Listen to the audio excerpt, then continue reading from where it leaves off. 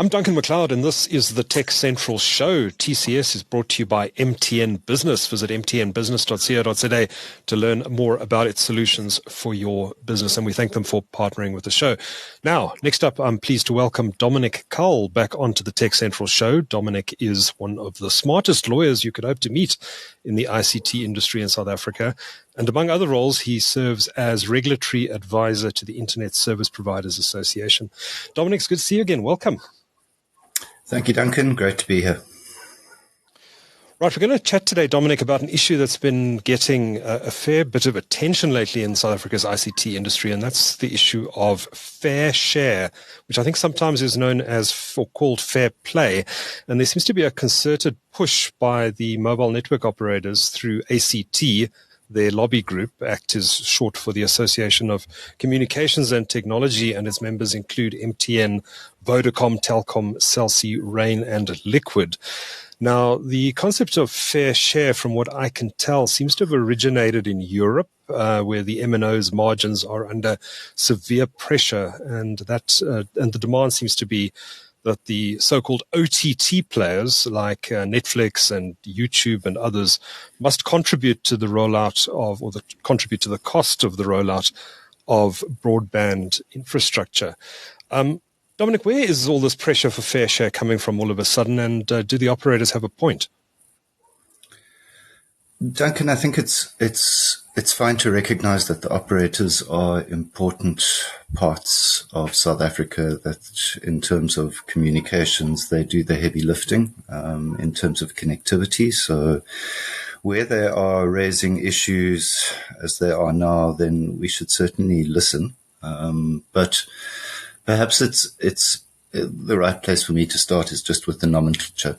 So this term fair share, which is used by the GSMA, by the MNO industry without any indication of irony whatsoever.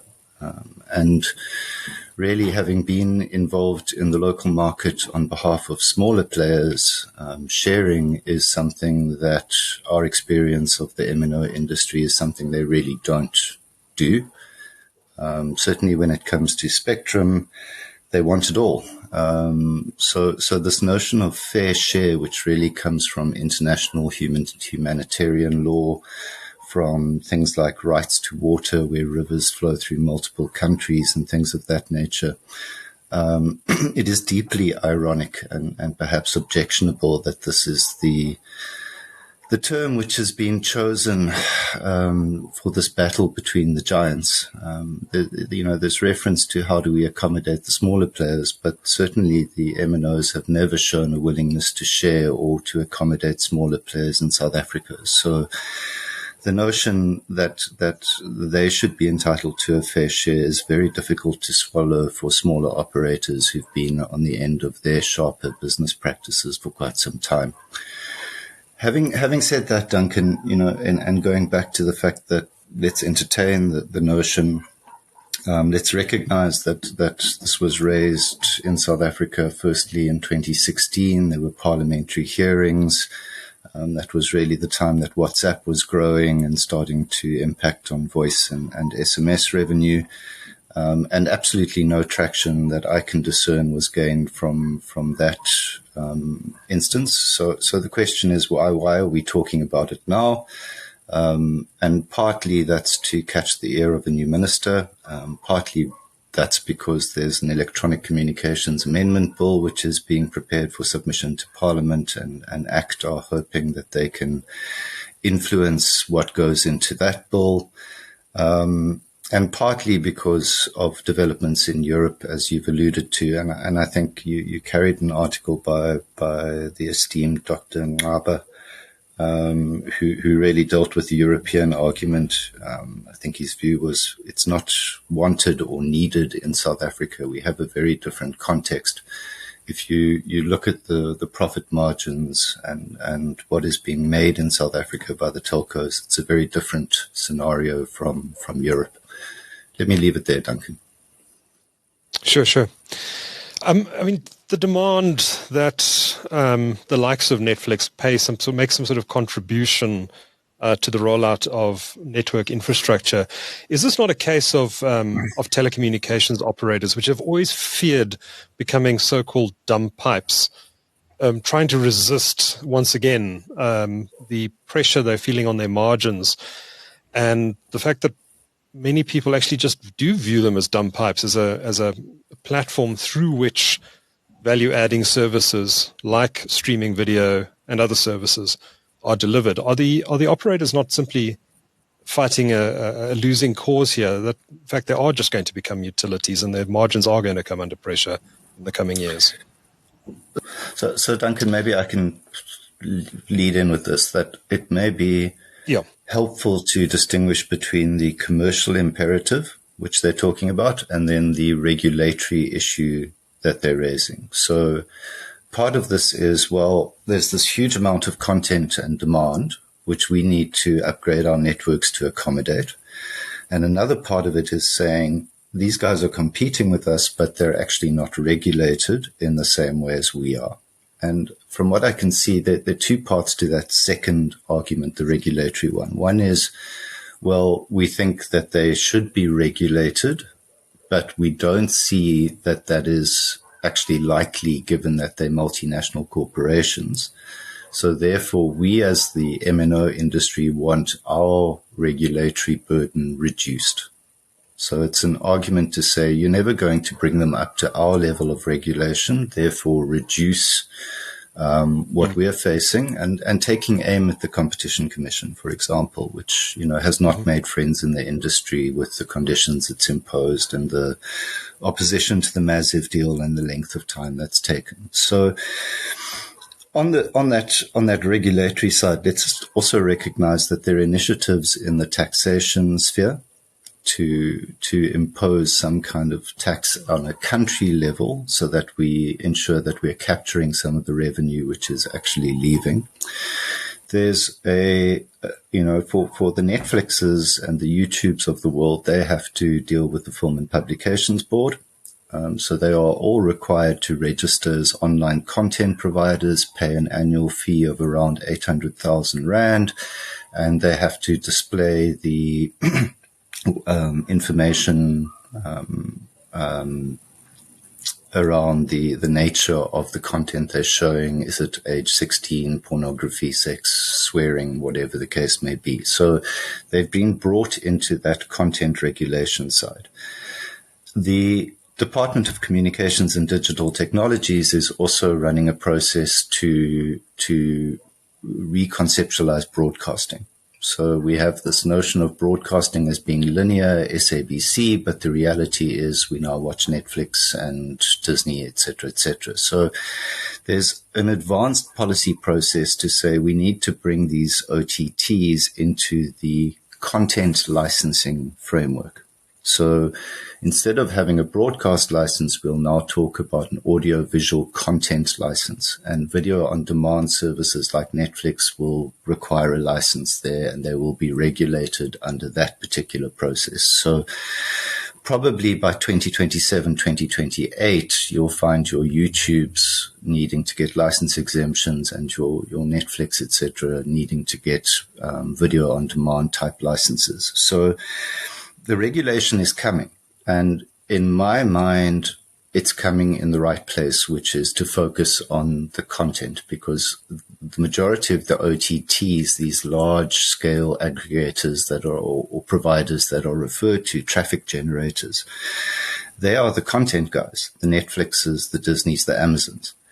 But the ACT, as far as I can determine, is calling for them to be included in the telecoms licensing framework, whereas they're not telecoms players. They are content players, and they should be licensed and regulated through the content licensing framework.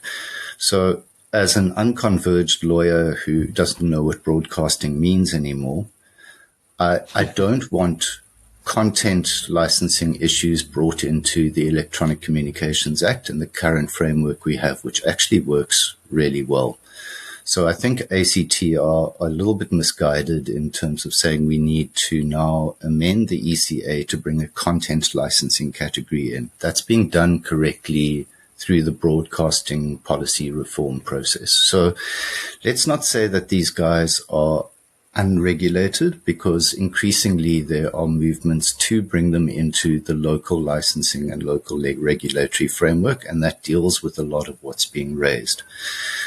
Another part of the regulatory argument is that a content service is very different from an underlying carriage service. So you want me to say, but we as network operators have different forms of regulation to content providers. Of course you do. Your underlying obligations are about quality of service, about throughput, about coverage. Their underlying obligations are going to be about online content control and, as you're carrying this morning, things around elections. So lots of processes to deal with the OTTs. And that really brings us back to an argument from ACT and others that this is a commercial issue, which, goes back to we're struggling financially. I think Dr. Ngaba would say it's a little bit like the courier companies being required to pay for the roads that they deliver parcels over. Mm-hmm. But it gets a little more interesting and perhaps a little bit more complex in that some of the content companies, and I suppose you can include Meta in the content definition, are actually investing quite a lot of money in infrastructure. Google as well. Google, of course, built the Equiano cable that saved our bacon last year when 4 cables went down in West Africa. Meta has invested into Africa, and they're also investing and partnering with telecommunications operators across the African continent to deploy fiber infrastructure, particularly long-distance fiber infrastructure. And that doesn't seem to get mentioned much by the telecommunications operators when they're calling for fair share. Would maybe just talk a little bit about that and the infrastructure investments that some of the so-called OTT companies are actually making on the African continent, and how does that impact ACT's call for fair share? I think what it speaks to is that despite this call for fair share, which almost sets up these two industries against each other, so the OTTs on the one side and the network operators on the other side, what it shows is that they're already deeply enmeshed.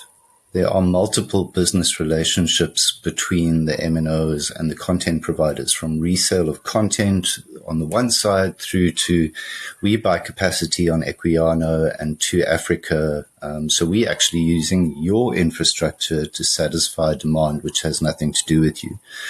So it's a valid point. Again, I think the fact that we're getting all this submarine infrastructure and increasingly in-country infrastructure is something that we do need to look at. If a Google is coming in and lighting up fiber, then it is required to be locally licensed and will be subject to exactly the same regulation as the MTNs, Vodacoms, Cell Cs, etc., etc. We need to be careful as South Africa about just allowing that infrastructure to come in and replace and compete with what we've got without there being fairness. That I can absolutely buy into, because that's comparing apples with apples. It's an infrastructure player and an infrastructure player. But it's a very different thing to look at these different levels of the value chain and try and tie them together in the way that ACT is trying to do.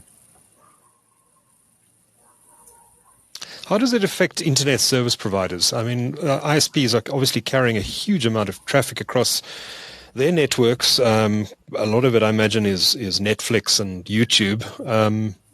What's the view of the ISPs on regulation and fair share? Is there pushback? Is there perhaps some views within Ispa that actually maybe some of these OTT players should actually be doing it? Yeah, and probably on two levels. One, there's recognition that the increased traffic means increased revenue, just in terms of the underlying connectivity product you're selling. And then, the fair share arguments, again, they tend to pit the larger operators against the smaller operators. So ACT is speaking for its members, which are incumbent large operators, And it talks in its white paper at some stage about, well, we'd have to figure out how this works between the larger and the smaller operators in terms of the balances which need to be made.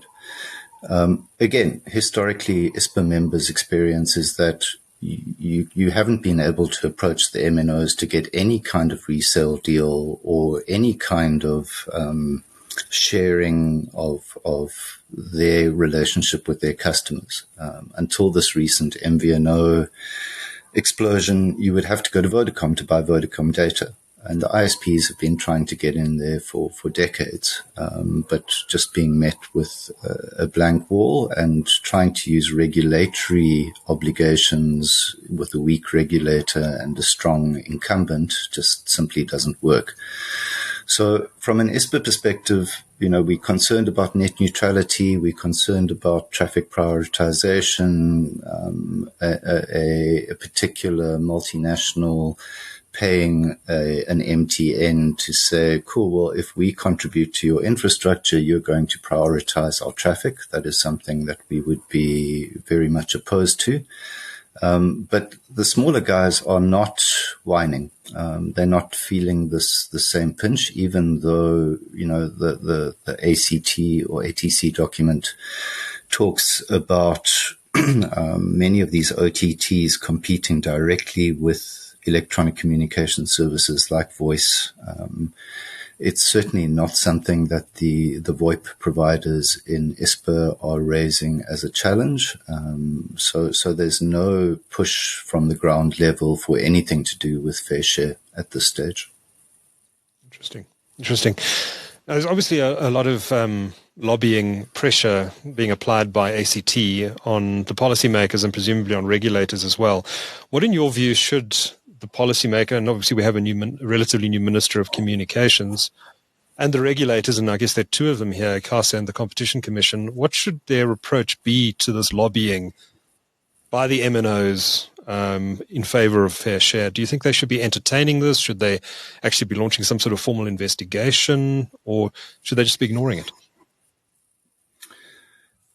I don't think ignoring it is correct. I think we do recognize that it's a very dynamic area. They seem to be targeting the incumbents' action through ICASA and through amendments to legislation. I'm not sure if I was advising them that is the way I would go, because really about the length of time involved in those processes. They're not going to get this issue included in the Electronic Communications Amendment Bill to be introduced into Parliament this year. So they would be looking at a minimum of a 4 to 6 year process to get debate through around the kind of amendments they would want to look at. I don't know if ICASA at this stage has the power to launch an inquiry into OTTs. I would really, if I was them, be focusing on the Competition Commission and saying, you've done your data services market inquiry. You've had a good hard look at us. You understand our network structure, our pressures, our pain points. You are busy with a media and platform inquiry, which you're going to release a provisional report on in October. That's looking more at the platform economy and the publishers and how those big platforms are affecting. So the Commission is already in the space. I would be motivating the Commission to say, use your inquiry powers to have a good hard look over the time period at the impact of OTTs. Are there actually substantial issues here which require remediation? From a incumbent point of view, asking for fair share, what I hear you saying is unfair competition. That's what really comes through from fair share. And if you're worried about unfair competition and the playing field not being level, then approach the Commission. Try and get them to do a detailed inquiry and understand these two markets and how they are colliding and for it to make recommendations as it's done in its data services market inquiry about how that's taken forward. There is no quick fix here. As the MNOs, you're clearly not getting the results you want from direct negotiations. And, again, Ispa would say, well, we've been on the wrong side of the bargaining power relationship with the MNOs ever since. And they're now discovering what it's like to be at the wrong side of the bargaining power relationship with the MNCs. So our local elephants are now fighting global elephants, and it's a position we recognize. It's hard to feel any empathy, but we do understand where they are. I must admit, I've never fully understood the concept of network neutrality, which seems to be more of an issue that gets debated more in the US than anywhere else. Does the concept of fair share play into network neutrality at all? And is network neutrality something that we should be looking at again in the South African context potentially? No, Duncan. I mean, you're 100% right that it's an American feature, really, with their history and cable and things of that nature.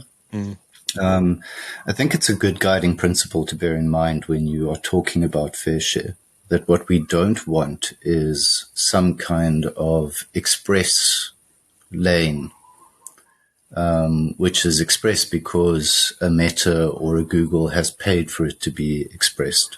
So, it comes back down to, well, how does the consumer feel about fair share? I think if you look at the comments to the various articles, consumers are extremely negative about it. They're raising the argument that they pay for the data, which is used to access this content, and they should not be dictated to outside of legality about what content they should be accessing or what services they should be accessing based on the data they've already paid for. So net neutrality, I don't think it's directly part of the argument, but as a guiding principle to say, let's not have a multi-lane internet highway. Let's keep the principle of natural flow and end-to-end, and as a consumer, I choose how I use the data I've paid for and what services and content I access. Isn't that the crux of this discussion and this argument, though? I mean, as a consumer, and you've got a fiber line at home and you watch Netflix on it, you're paying a fairly substantial amount of money for that fiber connection.